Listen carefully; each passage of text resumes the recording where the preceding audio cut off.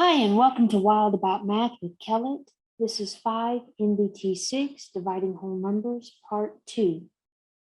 We've already covered doing long division with the standard algorithm. Today, we're going to learn something a little bit different. We're going to learn the box method. This helps some students who have struggles with regular long division. This is using a different method. And so if this works for you, then I encourage you to try this way. If you struggle with the regular standard algorithm, if you find this an easier way to do it, then I encourage you to just keep on doing it this way. So the first thing you need to do, if you've got a problem that looks like number 1, 2,275 divided by 35, what you would do is draw yourself a box. And you have to have a little box for each of the 4 digits. So if you have 4 digits in the dividend, then you'll have 4 boxes, one for each number. You want to leave a little space in front of each of the numbers for you to do your work.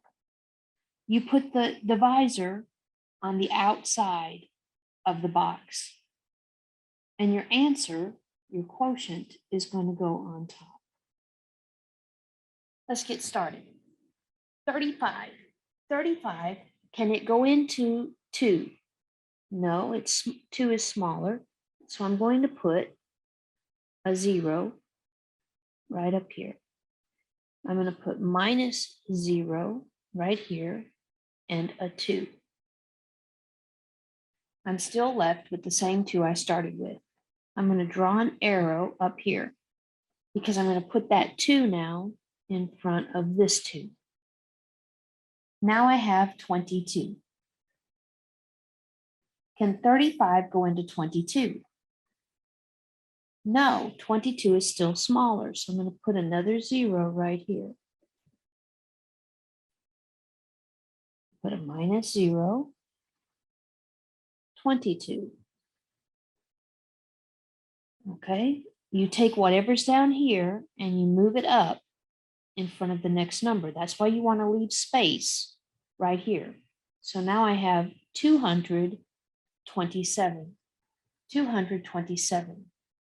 Now, on scrap paper, you can work out what number is going to get you close to 227.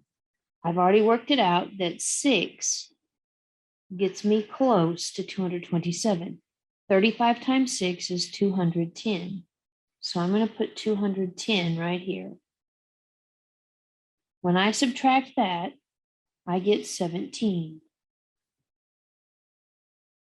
Now, you're going to take that 17 and you're going to move it up in front of your next digit. And 35 times 5 is going to be 175. No remainder.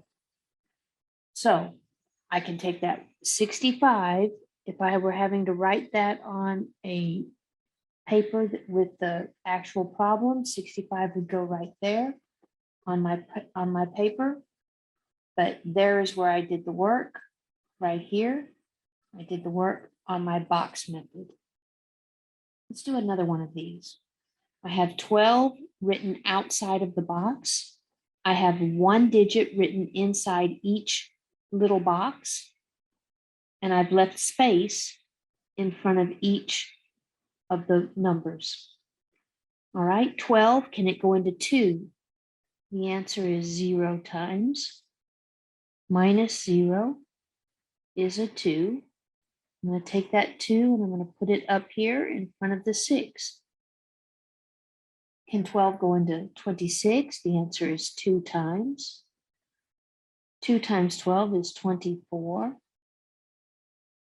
Remainder 2.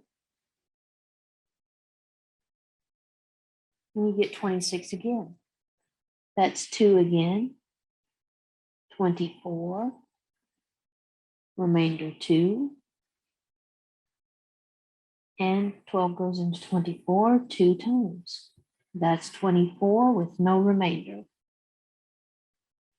If I want to write that above here, I would write it 2, 2, 2. Okay, we've got one more of these to do. This one looks difficult because it's got 84 as a divisor. Can 84 go into 5? The answer is no. 0 times minus 0. I'm going to take that 5 and put it up here in front of the 2. Can 84 go into 52? The answer is no. 0, 52. Now you have 520. On your scrap paper, you can find out how many times does 84 go into 520. I've done that already and come up with 6 times. 84 times 6 is 504. That leaves me with 16. I'm going to put 16 right here.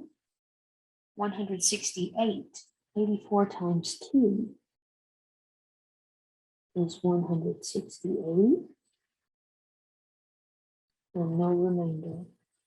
So the answer to this problem that looked very difficult is 62.